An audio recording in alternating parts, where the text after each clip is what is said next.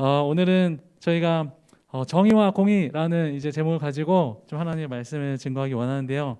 여러분 혹시 살면서 뮤지컬이나 연극을 보신 적 있으신 분? 살면서 나는 연극이나 뮤지컬 본 적 있습니다. TV에서 말고 실제로 가서 본 적 있을 거예요.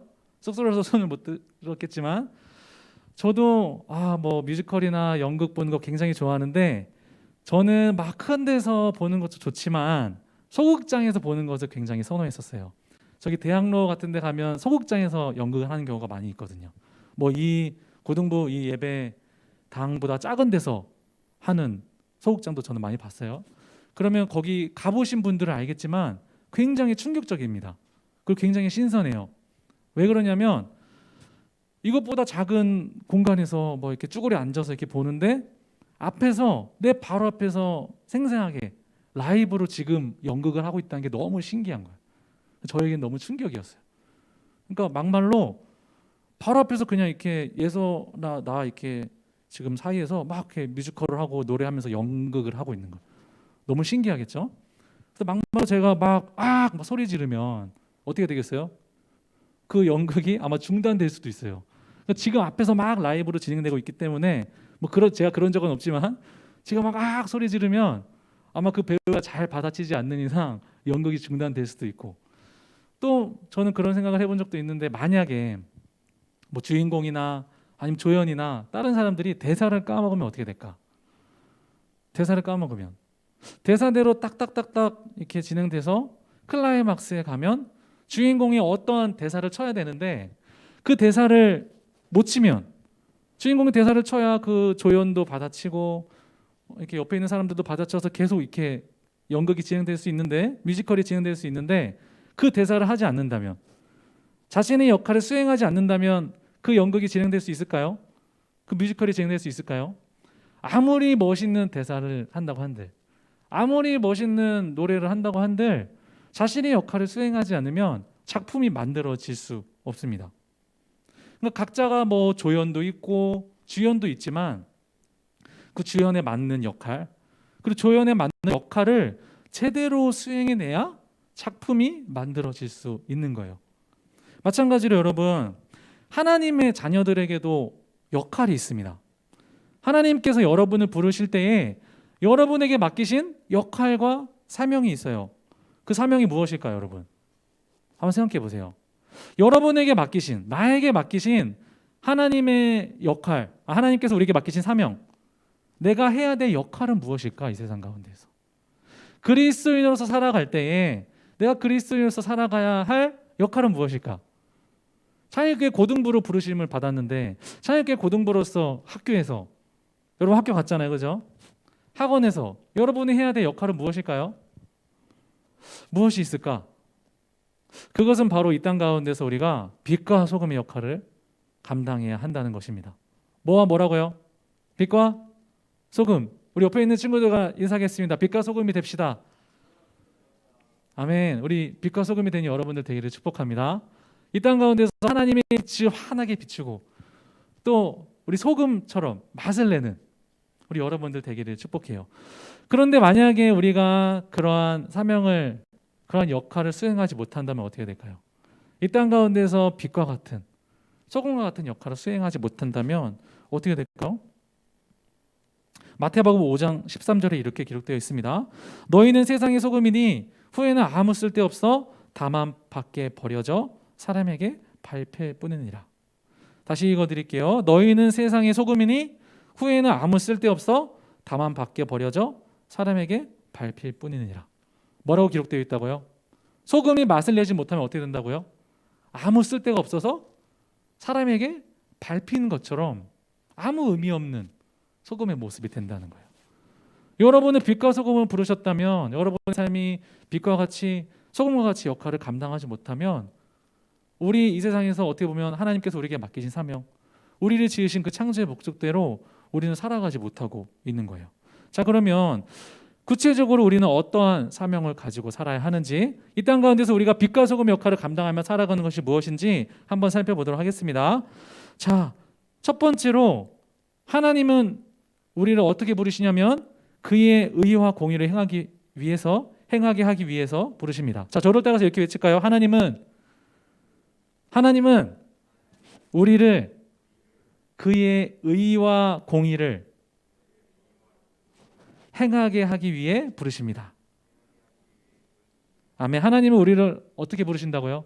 뭐를 행하게 하기 위해서? 의와 공의를 행하게 하기 위해서. 함께 말씀을 따라서 좀 보도록 할게요. 창세기 우리 18장 우리 1절에서 2절까지 말씀. 자, 우리 다 같이 읽겠습니다. 네, 여러분 주무시지 마시고 창세기 우리 18장 우리 1절 2절 말씀. 자, 우리 다 같이 힘차게 읽겠습니다. 시작. 여호와께서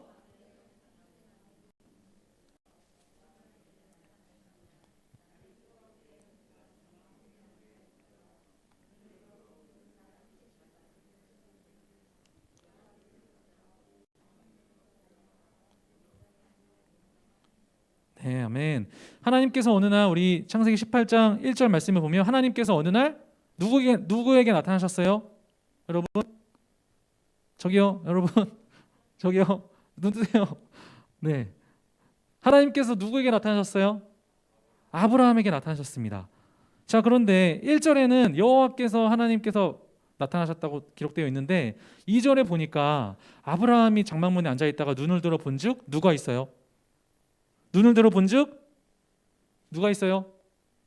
사람 3명, 사람 셋이 맞은편에 서 있는 거예요. 자, 그러면 하나님이에요, 사람이에요? 그러니까 어느 날 아브라함이 뜨거운 날에 장막 문에 앉아 있다가 집 문 앞에 앉아 있다가 보니 눈을 들어 보니까 사람 3명이 있는 거야. 그런데 1절 말씀에 보면 여호와께서 하나님 아브라함에게 나타나셨대요.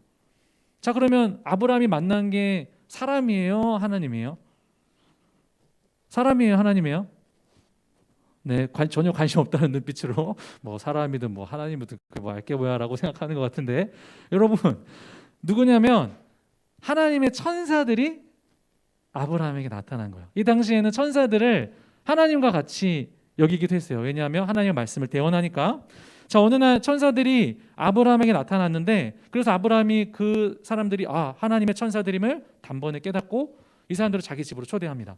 초청해서 막 음식을 대접하고 극진한 대접을 해요. 자, 그리고 나서 우리 16절 말씀으로 넘어가면 이제 이 천사 세 명이 아브라함의 대접을 받고 이제 다 끝나고 나서 소돔으로 향하기 전입니다. 네, 여러분 깨라고 지금 다 이렇게 깼어요 지금. 지금 천사 3명이 아브라함의 극진한 대접을 받고 소돔으로 향하기 전에 이렇게 자기 3명끼리 이렇게 이야기합니다. 17절, 18절, 19절 말씀 제가 읽을게요. 17절 말씀. 여호와께서 이르시되, 천사 3명이 서로 말하는 거예요. 내가 하려는 것을 아브라함에게 숨기겠느냐. 18절 말씀. 아브라함은 강대한 나라가 되고 천하 만민은 그로 말미암아 복을 받게 될 것이 아니냐. 19절 말씀 다 같이 읽겠습니다. 시작. 자식과 건속에게 명하여 여호와의 도를 지켜 의와 공도를 행하게 하려고 그를 택하였나니 이는 나 여호와가 아브라함에게 대하여 말한 일을 이루려 함이니라. 아멘. 자, 천사 3명이 서로 얘기하는데 뭐라고 얘기해요? 그래, 아브라함을 하나님께서 택하셨는데 우리가 이제 소돔에 가서 하는 일을 우리가 왜 숨기겠어? 그래, 아브라함한테는 말하자. 우리의 비밀, 우리가 소돔에 가서 하려는 일을 이제 아브라함한테는 말해야 되지 않겠어? 천사 3명이서 서로 이야기하는 거예요. 그런데 여기서 말하는 말씀이 굉장히 중요한 말씀이 등장해요. 19절 말씀에 내가 그로 그 자식과, 여기선 그는 아브라함이에요. 내가 그로 그 자식과 건속에게 명하여 여호와의 도를 지켜 의와 공도를 행하게 하려고 그를 택하였나니. 그를 택하였나니. 천사들이 아브라함을 택한 이유가 뭐라고 이야기하는 거예요? 하나님께서 아브라함을 택하신 이유가 뭐라고 이야기하는 거예요? 여러분, 뭐와 뭐를 행하게 하려고? 의와 뭐요? 공도를 행하게 하려고 아브라함을 택했다고 말하고 있는 거예요. 이 말씀이 우리에게 왜 중요하냐면 하나님께서 아브라함을 택하신 것 같이 오늘날 누구를 택하실까요? 누구를 부르실까요, 여러분? 누구를 부르세요? 누구를 부르신다고요? 바로 여러분을 부르시는 줄 믿습니다. 아브라함을 부르시는 것처럼 여러분을 부르세요. 뭐를 행하게 하시려고? 아브라함을 의와 공도를 행하게 하려고 불렀으면 우리는 뭐를 행하게 하려고 부르는 거예요? 동일하게 의와 공의를 행하게 하려고 오늘날 우리를 부르시는 거예요. 자, 이게 무슨 말이냐면 여기서 말하는 의는 무엇이냐면 좀 어려운 말일 수 있지만 그냥 의로운 일이라고 생각하면 편할 것 같아. 선한 일.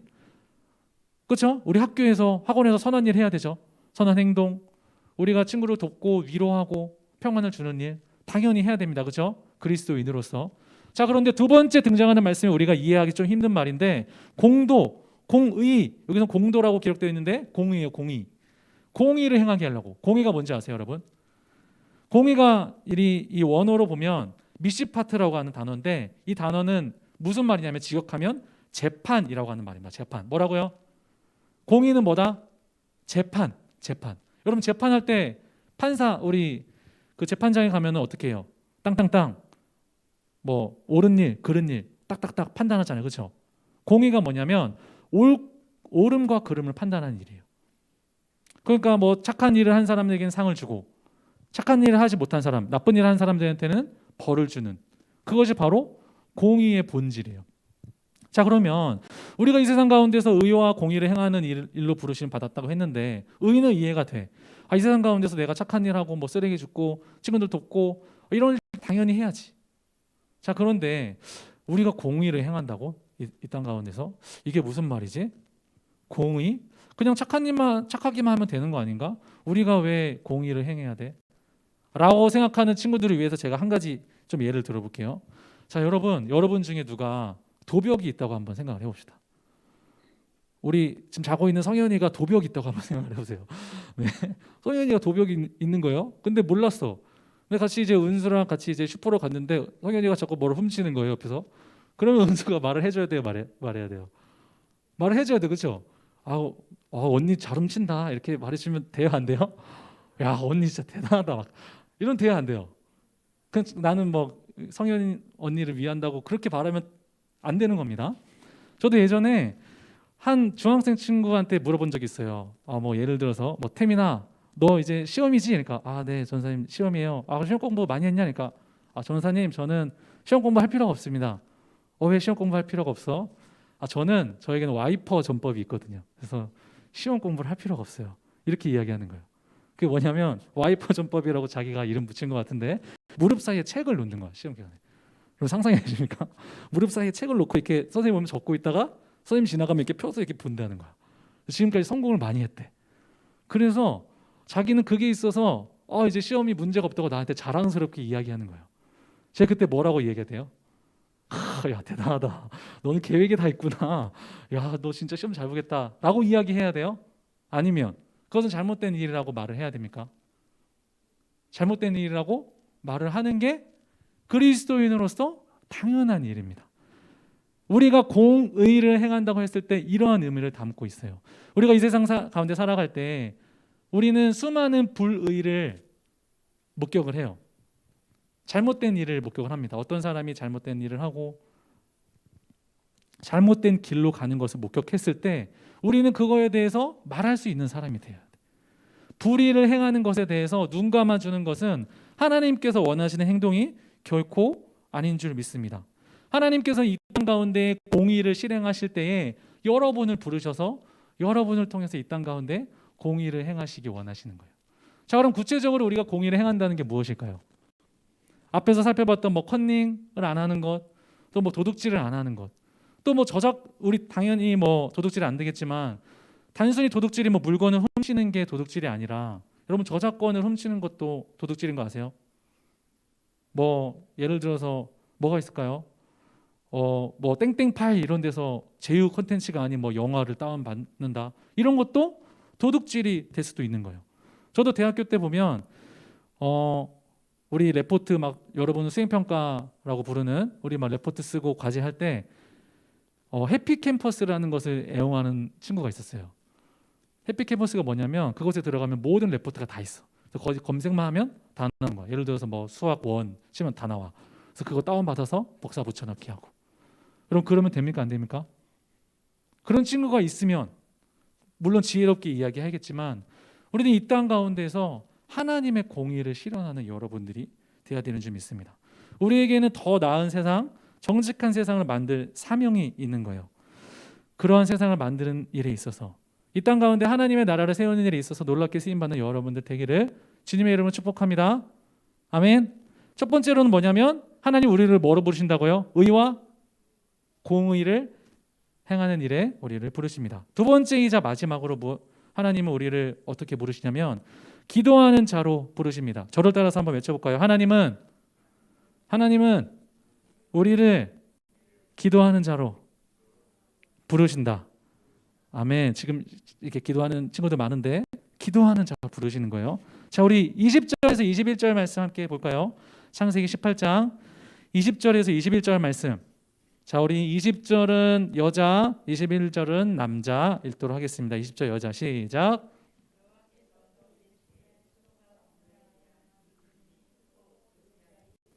(21절) 말씀. 내가 이제 내려가서 그 모든 행한 것이 과연 내게 들린 부르짖음과 같은지 그렇지 않은지 내가 보고 알려 하노라. 자, 이제 이 천사들이 소돔으로 이제 향하는 건데 아브라함에게 비밀을 이야기해 주는 거예요. 우리가 소돔에 가는 이유는 그곳을 소돔과 고모라가 타락했다고 막 부르짖음이 들리니까 정말 그러한지 아닌지 가서 보려고 한다라고 이야기하는 거예요. 근데 단순히 그냥 보고 끝나는 것이 아니라 무엇을 하려고 가시는 거예요? 소돔과 고모라를 심판하려고 가시는 거예요. 소돔과 고모라를 멸망시키기 위해서 이 천사들이 소돔으로 향하고 있는 거예요. 자, 그런데 소돔에 누가 있을까요? 아브라함의 친족 누가 있을까요? 이거 아시는 분? 여러분 알고 있습니다. 지금까지 많이 들었을 거예요. 이거 아시는 분? 소돔과 고모라에 누가 살고 있을까? 아브라함의 친족.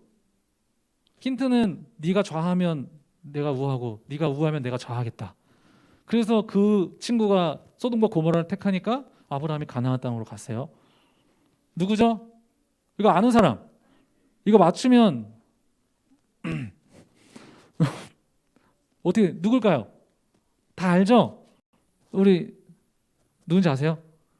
선생님, 유치원 선생님 혹시 모르시나요? 누구냐면 롯이 살고 있는 거예요. 롯. 누구라고요? 롯. 아브라함의 조카 롯이 소돔에 살고 있는 거예요. 그래서 천사들이 그곳을 멸망시킨다고 하니까 아브라함이 슬퍼요, 안 슬퍼요? 너무 슬픈 거야. 그래서 소돔과 고모라를 멸망시키는 그 천사들이 향해서 롯을 살리기 위해서 이제 천사들과 막 딜을 하기 시작합니다. 자, 그래서 23절 말씀 이렇게 말하는 거예요. 아브라함이 가까이 나아가 이르되 주께서 의인을 악인과 함께 멸하려 하시나이까. 24절 말씀. 그 성 중에 의인 50명이 있을지라도 주께서 그곳을 멸하시고 그 50의인을 위하여 용서하지 아니하시리이까. 자, 지금 뭐 하고 있는 거예요? 흥정하고 있는 거야. 딜을 하고 있는 거야, 아브라함이. 아니 하나님, 천사들이요 지금 소돔과 고모라를 멸망시키겠다고 말씀하시는데 그 가운데에는 의인이 있습니다. 혹시 그 가운데 의인 50명이 있으면 멸하실 겁니까? 그러자 천사들이 뭐라고 대답하죠? 아, 그래, 소돔과 고모라에 50명이 있으면 내가 멸하지 않을게.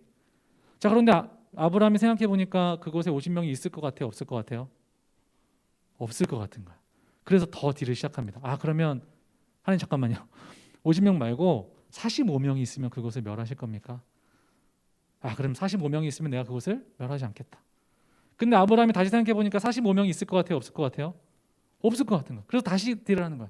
아니 하나님, 40명만 그곳에 있으면 제발 그곳을 멸하지 말아 주십시오. 그래, 40명 있으면 멸하지 않겠다.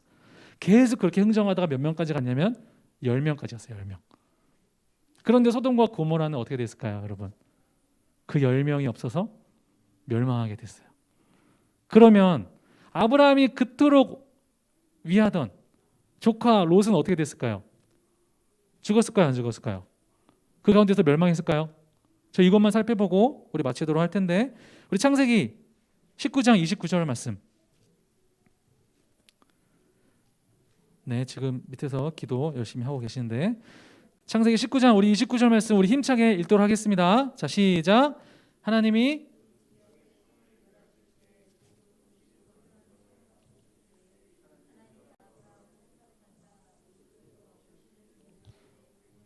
아멘. 자, 롯은 어떻게 됐어요? 어떻게 됐다고요? 롯이 거주하는 성을 엎으실 때에 하나님이 아브라함을 생각하사 롯을 그 엎으시는 중에서 내보내셨더라. 자, 그러면 여기서 질문. 롯이 착해서 그랬을까? 롯이 의로운 사람이라서 하나님께서 그 사람을 구원하셨을까요? 롯이 이 소돔과 고모라 가운데서 멸망하는 소돔과 고모라 가운데서 구원받을 수 있었던 이유는 뭐예요? 29절 말씀에 이렇게 기록되어 있습니다. 아브라함을 생각하사. 아브라함을 생각하사. 아브라함이 하나님 앞에 기도하고 하나님 앞에 어떻게 보면 흥정하면서까지 열심히 기도하는 가운데에 하나님께서 그 아브라함의 기도를 들으시고 아브라함의 기도가 하나님께 상달돼요. 하나님께서 그 기도를 통해서 롯을 구원하시는 거예요. 오늘날도 우리가 살아가는 이 시대도 여러분 얼마나 소돔과 고모라와 같은지 모르겠어요. 여러분 아시잖아요, 그렇죠? 이 시대가 얼마나 타락하고 얼마나 하나님을 대적하고 하나님을 떠나는 시대 가운데 우리가 살고 있습니까? 그런데 그 가운데에서 하나님은 지금도 이 땅을 위해서 기도하는 한 사람을 사용하시는 거예요. 아브라함이 소돔과 고모라를 위해서 기도하며 나아갔을 때, 그 롯을 위해서 기도하며 나아갔을 때 하나님께서 롯을 구원하셨던 것처럼 여러분이 이 세상을 위해서 기도하며 나아갈 때 하나님께서 여러분의 기도를 들으시고 이 땅 가운데 귀한 하나님의 나라를 세우실 줄 믿습니다. 여러분 우리가 코로나 시대를 지나면서 다 아시잖아요. 이 땅의 교회가 그리스도인이 우리 여러분이 창립교회 고등부 친구들이 이 땅 가운데 빛과 소금 역할을 감당하고 하나님의 사랑을 전하는 사람이 되어야 함에도 불구하고 그러지 못할 때가 너무나도 많이 있어요. 코로나를 지나면서 수많은 교회들이 손가락질을 받고 그리스도인들이 손가락질 받는 이 시대 가운데에서 어쩌면 사람들은 그 사람을 기다리고 있는지 모르겠어요. 하나님은 그 사람을 찾고 계시는지도 모르겠어요. 이 세상을 위로할 사람, 이 세상 가운데에 하나님의 평안을 전할 사람, 이 세상 가운데 하나님의 의와 공의를 행할 사람, 그리고 이 세상을 위해서 믿지 않는 여러분들의 친구들을 위해서 기도하는 한 사람을 하나님께서는 찾으시고 세상은 그 사람을 지금도 기다리고 있습니다. 이 시간 함께 우리 예배하는 우리 여러분들의 삶이 바로 아브라함과 같은 삶이 되기를 축복합니다. 이 세상 가운데 하나님의 나라를 세우고 의와 공의를 세우며 이 세상을 위해서 기도하는, 그래서 하나님께서 놀랍게 사용하시는 소금과 빛과 같이 놀랍게 사용하시는 우리 창립교회 고등부 친구들이 되기를 주님의 이름으로 축복합니다.